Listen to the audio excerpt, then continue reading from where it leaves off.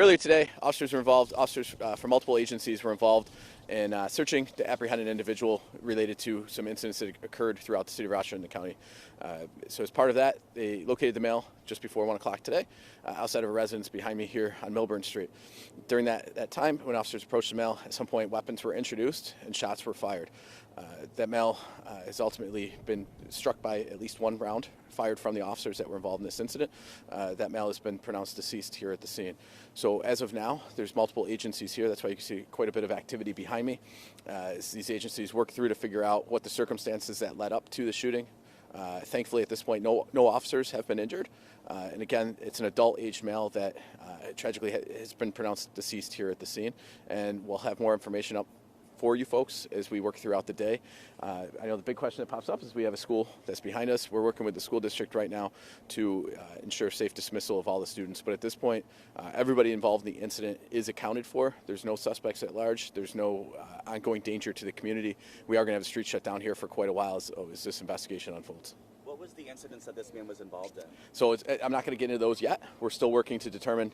So, I can handle from the Rochester Police Department side, but as you see, I got Deputy Hurley next to me, and there's multiple agencies here. So that's part of that coordination that's going to go on between all the different agencies to ensure that we put out up-to-date and factual information to everybody, keep the community informed of what occurred. The incident on Vassar, which appears to be a car in the middle of the street, is that connected to this? That is, yes. Yeah, so we've got Vassar Street shut down. There's multiple scenes here. There's Vassar Street, and then there's also behind me, and then also the next street over.